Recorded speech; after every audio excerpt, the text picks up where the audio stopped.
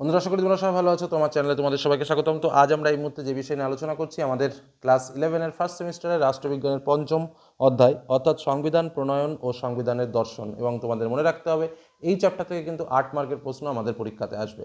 স্বাভাবিকভাবে এর আগের প্রত্যেকটা, অর্থাৎ ফার্স্ট, সেকেন্ড, থার্ড, ফোর্থ প্রত্যেকটা চ্যাপ্টার থেকে ইম্পর্টেন্ট শর্ট কোশ্চেন তোমাদের সামনে তুলে ধরেছি, যেখান থেকে তোমরা পরীক্ষাতে প্রশ্ন পাবেই পাবে। এবং এই চ্যাপ্টারটা, অর্থাৎ সংবিধান প্রণয়ন এবং সংবিধানের দর্শন, এখান থেকে কিন্তু প্রচুর কোশ্চেন রয়েছে। তো তার মধ্যে থেকে বেছে আমি বলছি অ্যাকচুয়ালি 50টা, কিন্তু 50টা সত্যিকার আর প্রশ্ন নেই। প্রশ্ন সংখ্যা অনেকটাই বেশি আছে, কারণ আমার যে সিস্টেম তোমাদের পড়ানোর বা তোমাদের বোঝানোর, সেখানে এক একটা পার্টের মধ্যেই 4, 5টা, 6টা করে শর্ট কোশ্চেন লুকিয়ে থাকে, একটা একটা নম্বরে বেশিরভাগ। তো যাই হোক, যে প্রশ্নগুলো তোমাদের সঙ্গে ইতিপূর্বে শেয়ার করেছি প্রত্যেকটা অধ্যায় থেকে, কোনো প্রশ্ন বাদ দেবে না, প্রত্যেকটা প্রশ্ন ভালো করে পড়বে, কারণ শর্টের পরীক্ষা, প্রশ্ন যে কোনো মুহূর্তে টার্নিং করতে পারে। আর যে প্রশ্নগুলো তোমাদের সামনে শেয়ার করছি, কোনো প্রশ্ন বাদ না দিয়ে পড়ে ফেলবে। তো আজও ঠিক যে কটা প্রশ্ন দিচ্ছি, এ কটা প্রশ্ন রেডি করে পরীক্ষার হলে যাও। যদি জানা থাকে তো ভালো, না জানা থাকলে নোটস করে পড়ে নাও। একদম এই কাজগুলো করো, ফার্স্ট সেমিস্টার ছক্কা। তো চলো, প্রথম যে বিষয়টা আমাদের অবশ্যই মনে রাখতে হবে, সংবিধানের প্রধান কাজ কি কি। মৌলিক নিয়মাবলীর দলিল প্রদান করা, রাষ্ট্রের সীমানা নির্দিষ্ট করা, রাষ্ট্রের প্রকৃতিকে সংজ্ঞায়িত করা, রাষ্ট্রের পরিচয় ও মূল্যবোধ প্রকাশ করা, সংবিধান সরকারের গঠন ক্ষমতা ও কার্যাবলী নিয়ন্ত্রণ ও নির্ধারণ করা এবং ক্ষমতা বন্টন করা। এই যে কথাগুলো বলা আছে, এর মধ্যে দিয়ে বললো সংবিধানের কাজ কোনটি সংবিধানের কাজ নয়, এরকমভাবে একটা অপশান দিল, বা 4-5টা দিয়ে বললো সবকটি। অর্থাৎ সংবিধানের কাজগুলো কি কি, এই যে সবকটা শব্দগুলো আমি বললাম, মৌলিক নিয়মাবলীর দলিল প্রদান, রাষ্ট্রের সীমানা নির্দিষ্ট করা, রাষ্ট্রের প্রকৃতিকে সংজ্ঞায়িত করা, এই প্রত্যেকটা বিষয়টা কিন্তু জানতে হবে। মানে জাস্ট বিষয়টা জানা মানে কি, এই শব্দগুলো তোমাকে জানতে হবে। ওকে, নেক্সট, ক্রিপস মিশন ভারতে আসে 1942 সালে। এবার আমি একটা বড় চার্ট দিয়েছি, কিছু করার ছিল না, তোমাদের সুবিধার জন্য এরকমভাবে তৈরি করা, মানে 3 দাগে প্রায় 20খানা প্রশ্ন রয়েছে। যাই হোক, আমি বলি, ভারতের সংবিধান গৃহীত হয় গণপরিষদ দ্বারা।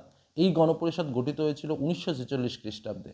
গণপরিষদ সংবিধান প্রণয়নে সময় লেগেছিল 2 বছর 11 মাস 18 দিন। মানে প্রত্যেকটা কথা মনে রাখতে হবে। গণপরিষদের মোট সদস্য সংখ্যা 389 জন। গণপরিষদের অস্থায়ী সভাপতি ছিলেন সচ্চিদানন্দ সিংহ। গণপরিষদের সবচেয়ে বেশি প্রতিনিধি ছিল জাতীয় কংগ্রেসের। জাতীয় কংগ্রেসের মোট সদস্য ছিল 208 জন এবং 212টি সাধারণ আসনের মধ্যে মোট কংগ্রেস ছিল 203টি আসন। গণপরিষদের মোট নির্বাচিত প্রতিনিধি ছিল 296 জন। এই যে কথাগুলো বললাম, খুব ভালো করে প্রত্যেকটা শব্দ মনে রাখবে। আমি আরও একবার বলে দিচ্ছি, ভারতের সংবিধান গৃহীত হয় গণপরিষদ দ্বারা, গঠিত হয়েছিল 1986 সালে। মোট সময় লেগেছিল 2 বছর 11 মাস 18 দিন। মোট সদস্য সংখ্যা 389 জন। অস্থায়ী সভাপতি ছিল সচ্চিদানন্দ সিংহ। প্রথম সবচেয়ে বেশি প্রতিনিধি ছিল জাতীয় কংগ্রেসের। জাতীয় কংগ্রেসের মোট সদস্য ছিল 208 জন। আর সাধারণ আসনের যে মোট 212টি ছিল, সেই 212টির মধ্যে কংগ্রেসের ছিল 203টি আসন। আর গণপরিষদের মোট নির্বাচিত প্রতিনিধি ছিল 296 জন। একদম ঠোঁটের আগায় রাখো। নেক্সট, ভারতীয় স্ট্যাটিউটারি কমিশন সাইমন কমিশন নামে পরিচিত। অর্থাৎ সাইমন কমিশনের আরেক নাম হচ্ছে ভারতীয় স্ট্যাটিউটারি কমিশন। ব্রিটিশ পার্লামেন্টের 7 জন সদস্য নিয়ে এই সাইমন কমিশন গঠিত হয় এবং কি সাইমনের নেতৃত্বে। সাইমন কমিশন 1927 খ্রিস্টাব্দে ভারতে আসে। যে কটা কথা বললাম প্রত্যেকটা কথা মনে রাখবে। পরবর্তী প্রশ্ন, প্রাদেশিক আইনসভা নির্বাচন অনুষ্ঠিত হয় 1937 সালে। 1929 খ্রিস্টাব্দে কংগ্রেসের লাহোর অধিবেশনে কংগ্রেস প্রথম পূর্ণ স্বরাজ দাবি করেন এবং ত্রিবর্ণরঞ্জিত পতাকা উত্তোলন করেন। গণপরিষদের দাবি জাতীয় কংগ্রেসে সর্বপ্রথম উত্থাপন হয় 1906 সালে। গান্ধীজির স্বরাজ গঠনের মাধ্যমে গণপরিষদ স্থাপনের দাবি উত্থাপিত হয়। কীভাবে? স্বরাজ গঠনের মাধ্যমে। আগস্ট প্রস্তাব অনুসারে ভারতের সংবিধান রচনার জন্য গণপরিষদ গঠনকে স্বীকার করে নেয় আগস্ট প্রস্তাব অনুসারে, এবং ভারতীয় গণপরিষদের সাংবিধানিক উপদেষ্টা ছিলেন তখন BN রাও। আচ্ছা, সংবিধান রচনার পূর্বে গণপরিষদ 11 বার অধিবেশন চলেছিল। শূন্য স্থানে দিতে পারে, টিক দিতে পারে, যাই হোক এই কথাগুলো মনে রাখতে হবে। গণপরিষদের নির্বাচন হয়েছিল একক হস্তান্তরযোগ্য সমানুপাতিক ভোটে এবং প্রতি 10 লক্ষ জনসংখ্যায় একজন করে প্রতিনিধি নির্বাচিত হয়েছিল। গণপরিষদ গঠনের জন্য নির্বাচন অনুষ্ঠিত হয় 1946 খ্রিস্টাব্দের জুলাই মাসে। আর গণপরিষদের জন্য গঠিত মন্ত্রিসভায় সভাপতিত্ব করেছিলেন জওহরলাল নেহেরু। তাহলে কি বললাম, গণপরিষদের জন্য গঠনের জন্য নির্বাচন অনুষ্ঠিত হয়েছিল 1946 খ্রিস্টাব্দের জুলাই মাসে, আর মন্ত্রিসভায় সভাপতিত্ব করেছিলেন কে না, জওহরলাল নেহেরু। পরোক্ষ নির্বাচনের মাধ্যমে গণপরিষদ গঠিত হয়। কীভাবে গণপরিষদ গঠিত হয়েছিল? পরোক্ষ নির্বাচন। এবং এই পরিষদ গঠনের ক্ষেত্রে ক্যাবিনেট মিশনের গুরুত্বপূর্ণ ভূমিকা ছিল। গান্ধীজি সর্বপ্রথম গণপরিষদের দাবি জানান এবং স্বাধীনতার পূর্বে ভারতে গণপরিষদ গঠনের ধারণা দিয়েছিলেন MN রাও। মনে রাখবে। মাউন্টব্যাটেন পরিকল্পনায় ভারত ও পাকিস্তানের স্বতন্ত্র গণপরিষদ গঠনের অধিকার লাভ করে মাউন্টব্যাটেন পরিকল্পনার মাধ্যমে। গণপরিষদের প্রথম স্পিকার ছিল CV মভলস্কর। গণপরিষদের প্রথম অধিবেশন বসেছিল 1946 সালের 9 ডিসেম্বর থেকে 23 ডিসেম্বর। দ্বিতীয় অধিবেশন বসেছিল 1947 সালের 20 জানুয়ারি থেকে 25 জানুয়ারি এবং তৃতীয় অধিবেশন বলেছিল 1947 সালের 28 এপ্রিল থেকে 2রা মে। ভারতের গণপরিষদের সভাপতি ছিলেন রাজেন্দ্র প্রসাদ। সংবিধান সভার সভাপতি ছিলেন হরেন্দ্র কুমার মুখোপাধ্যায়। গণপরিষদের প্রথম মহিলা সদস্য ছিল সরোজিনী নাইডু। গণপরিষদের প্রথম অধিবেশন বয়কট করেছিল মুসলিম লীগের প্রতিনিধিরা এবং তাদের তখন সদস্য সংখ্যা ছিল 73 জন।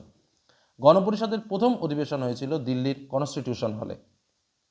গণপরিষদের জাতীয় পতাকার পরিকল্পনা গৃহীত হয় 1947 সালের 22 জুলাই। ভারতের গণপরিষদ সার্বভৌম ক্ষমতাসম্পন্ন সংস্থার মর্যাদা পায় পঞ্চম অধিবেশনে। গণপরিষদের সর্বপ্রথম ডোমিনিয়ন পার্লামেন্ট হিসেবে কাজ শুরু করে 1947 খ্রিস্টাব্দের 17 নভেম্বর। গণপরিষদ গঠনের জন্য মোট 14% মানুষ ভোটাধিকার দিয়েছিল এবং মোট 8টি কমিটি গঠিত হয়েছিল। ভারতীয় কংগ্রেসে প্রাপ্তবয়স্কদের ভোটাধিকারের ভিত্তিতে গণপরিষদ গঠনের প্রথম দাবি জানানো হয় 1934 খ্রিস্টাব্দে। ভারতের সংবিধান রচনার দায়িত্ব ছিল খসড়া কমিটির ওপর, আর এই খসড়া কমিটির সভাপতি ছিলেন ডক্টর আম্বেদকর। জাতীয় সংবিধানের জনক বলা হয় ডক্টর আম্বেদকরকে এবং ব্যাখ্যাকর্তা বলা হয় সুপ্রিম কোর্টকে। খসড়া কমিটি গঠিত হয় 1946 খ্রিস্টাব্দের 29 আগস্ট। এদের প্রধান কাজ কী ছিল? সংবিধান রচনা করা, এবং এরা কাজ শুরু করেছিল 1947 খ্রিস্টাব্দের 4 নভেম্বর। এবং সংবিধানের প্রথম খসড়া তৈরি করেন BN রাও, এবং এই যে খসড়াটা তৈরি হয়েছিল সেই খসড়া সংবিধানের গণপরিষদে পেশ করা হয় 1948 খ্রিস্টাব্দের 21 জানুয়ারি। এই খসড়া নিয়ে এই কটা তথ্য কিন্তু খুব ভালো করে মনে রাখবে। তারপরে চলো আম্বেদকরের নেতৃত্বে ভারতের খসড়া কমিটির সদস্য ছিল 7 জন। গণপরিষদ কর্তৃক ভারতের সংবিধান গৃহীত হয়েছিল 1949 সালের 26 নভেম্বর এবং ভারতের সংবিধান সম্পূর্ণরূপে গৃহীত হয়েছিল এই দিন, ঠিক আছে। গৃহীত হয়েছে 1950 সালের 26 জানুয়ারি, মানে 1949 সালের 26 নভেম্বর হচ্ছে তোমার গণপরিষদ কর্তৃক ভারতের সংবিধান গৃহীত হয়, আর ভারতের সংবিধান সম্পূর্ণরূপে গৃহীত হয়েছিল 1950 সালের 26 জানুয়ারি। ডেটটা খুব ভালো করে মনে রাখবে, কারণ এটা খুব পরীক্ষায় আসে। মনে রাখতে হবে 26 নভেম্বর ভারতের সংবিধান দিবস। এই যেহেতু এটা গণপরিষদে গৃহীত হয়েছিল সেহেতু সেই দিনটাকে মনে রাখার জন্য 26 নভেম্বরকে ভারতের সংবিধান দিবস বলা হয়ে থাকে। আওয়ার কনস্টিটিউশন গ্রন্থের রচনাকার হলেন সুভাষ সিং কাশ্যপ। গণপরিষদকে আইনজ্ঞদের স্বর্গ বলে অভিহিত করেছেন আইভর জেনিংস। ভারতের সংবিধানে মোট ধারা হচ্ছে 470টি, 8টি তপশিল রয়েছে এবং বর্তমানে তপশিল সংখ্যা কিন্তু 12টি, ঠিক আছে, 12টি আছে, মনে রাখবে। আচ্ছা, ভারতীয় সংবিধানের প্রস্তাবনা মার্কিন যুক্তরাষ্ট্রের অনুকরণে গৃহীত এবং সংবিধানের চাবিকাঠি বলা হয় কিন্তু প্রস্তাবনাকে। সংবিধানের প্রস্তাবনা সংবিধানের প্রাণ ও চাবিকাঠি বলেছেন কে? ঠাকুরদাস ভার্গব। নামটা খুব মনে রাখবে, পরীক্ষায় খুব আসে। সংবিধানের প্রস্তাবনাকে অভিনব বৈশিষ্ট্যকে বলেছেন ডক্টর BR আম্বেদকর। প্রস্তাবনা অনুযায়ী ভারত হচ্ছে সার্বভৌম ক্ষমতার উৎস। ভারতের সার্বভৌম ক্ষমতার উৎসকে জনগণ। সংবিধানের 42তম সংশোধনী প্রস্তাবনায় সংযোজিত হয় সমাজতান্ত্রিক ও ধর্মনিরপেক্ষ, কারণ যখন সংবিধান তৈরি হয় তখন কিন্তু এই সমাজতান্ত্রিক আর ধর্মনিরপেক্ষ শব্দটা ইয়ের সঙ্গে ছিল না।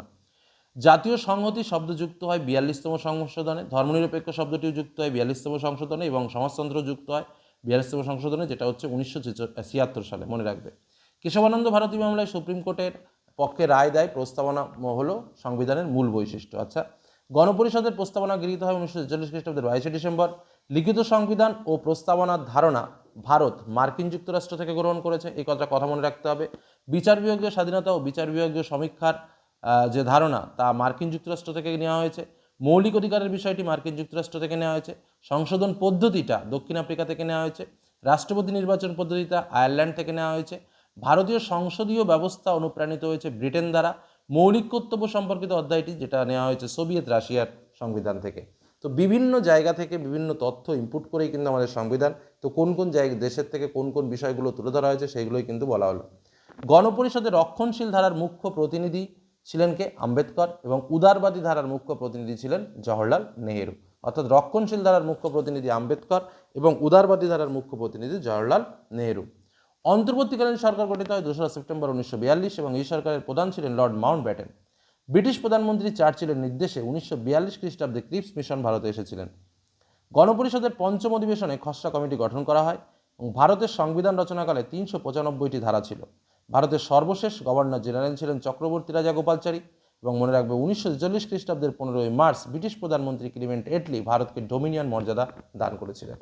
এই যে প্রশ্নগুলো বললাম, দেখতে 50টা প্রশ্ন, কিন্তু প্রশ্ন সংখ্যা যথেষ্টই বেশি রয়েছে। এই প্রশ্ন কটা খুব ভালো করে রেডি করো, এর মধ্যে থেকেই পরীক্ষায় আসবে। প্রয়োজনে একটু নোটস করে পড়ো, আর তার থেকে প্রয়োজনে আমি বলবো প্রত্যেকদিন দুবার করে শোনো, চোখ মুখ বন্ধ করে দেখো, অটোমেটিক এটা মনে রয়ে যাবে 3-4 বার শোনার পর, মানে প্রশ্ন আর ভুলবে না। তো এইগুলো রেডি করো, আর প্রত্যেকটা চ্যাপ্টার আমি তোমাদের জন্য শেয়ার করে দিয়েছি, সেগুলো দেখো, ব্যাস ফার্স্ট সেমিস্টার ওকে, এটুকু বলতে পারি। আজকের মধ্যে এখানে শেষ করলাম। ভালো থেকো, সুস্থ থেকো, সাবধানে থেকো, ধন্যবাদ।